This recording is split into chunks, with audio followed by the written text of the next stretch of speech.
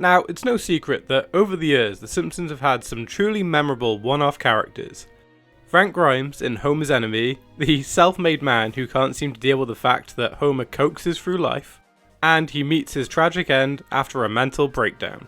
Or the incredible character-driven affair Lisa's Substitute, which introduces Mr. Bergstrom, a new teacher that Lisa feels a connection to and one which parallels her relationship with Homer.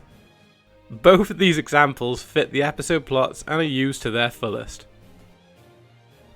I think of all these characters, one who stands above the most for his natural charisma and love of hammocks is Hank Scorpio. Okay, so let's look at his character history and himself in some more depth, shall we? Hank is first introduced in the Season 8 episode You Only Move Twice, where he is the main vehicle for the episode. He is seeking a nuclear technician to aid in his ongoing project of conquering the East Coast.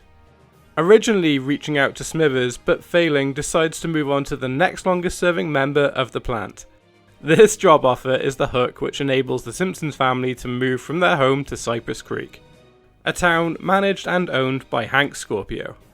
It's here that the family and us as the spectator get to meet this incredibly calculating and warm character for the first time. He introduces himself to the family and seems very keen for them to get involved in everything this place has to offer.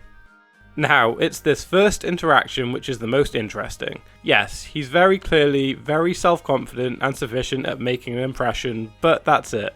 I mean, he's possibly a bit too eager to be liked, but Homer seems won over. It takes each subsequent meet from here to snowball into his villainy, and kudos to the writing, they did this transition very smoothly. It's like his charisma is the purple raincoat hiding his more evil intentions. The weird thing is, despite being a supervillain who will happily take on world leaders and massacre full countries, he is very much the ideal boss. He offers Homer and the family a great deal with their new house, great workplace benefits, and really does care about the well-being of his society. He's a dictator, yes, but he seems very well valued. Some of these core characteristics kind of remind me of Negan from The Walking Dead, but I digress. According to research I found online, Hank is meant to be a parody of British billionaire Richard Branson. Scorpio's character is a parody of villains from James Bond movies, but he's most like Ernst Stavro Blofeld. Unlike the Bond villains, Scorpio has deeper bonds, even going as far as to have a heart-to-heart talk with Homer about his family's decision to move. I do like this comparison to Bond villains. This episode takes it that much further by having Scorpio kill the Simpsons counterpart to 007, Mr. Bond.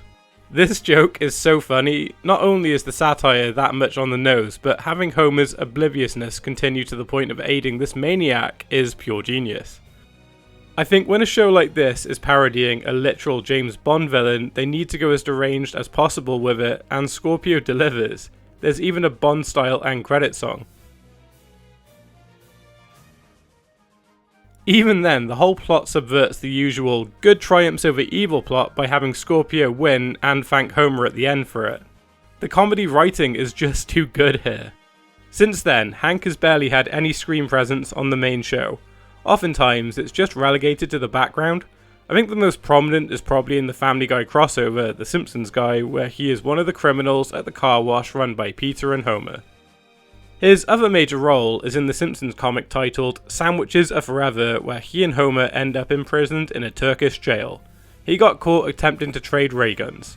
The guards take a bite of a sandwich which causes food poisoning so Homer and Hank can escape. Back at his base, Lisa learns of his true motives and just how evil he is. She sabotages his death ray so it will only destroy cheese. With his now cheese eliminator in hand, he threatens the Netherlands unless they make him their king. While another comic introduces his son, who is referred to as Gold Star. He shares a lot of similar traits with his father, while another one titled So You Want to Work for Globex, Huh? Is essentially a first-person tour of the company led by Hank Scorpio. The most interesting thing about his character is that he almost returned in a much larger capacity. Apparently, he was originally going to be the main villain in the Simpsons movie, but this didn't happen in the end. According to a Screen Rant article I found, this is what was said. When the Simpsons movie was in development, Hank Scorpio was meant to return to be the villain in the family's biggest adventure to date. But there were various obstacles in the way, such as his friendship with Homer, Albert Brooks improvising Hank's most notable lines and thus making it hard to recreate what made him great. Hank not being recognisable to a mainstream audience and him being too nice when the writers wanted a more full-on villain for the movie. I'm so interested to hear what early on pitches for this movie would have been with Hank in it, but I do agree this was definitely for the best. Apart from the odd cameo and expanded media, this is essentially all we get to see of Hank post his Spotlight episode. I know there is a fan cry out for more Hank Scorpio, much like there is with other great one-offs from the show. But I would argue more than any other character, Scorpio really shouldn't come back. The satire is that Homer is oblivious to aiding a supervillain. Across the episode, we see Scorpio's plan come to life, and Homer has no idea what he's done. To him, he was doing well at his job and making his charismatic boss proud. That's the cruel irony here. Without Homer becoming aware of what Scorpio is, there really isn't any more story to tell. And I think if the writers attempted a follow-up episode, it would ruin the magic of this one. Hank is my favourite Simpsons one-off. His charisma, line delivery, jokes, and character motivations are amazing. So yes, in my opinion, Hank Scorpio should never return.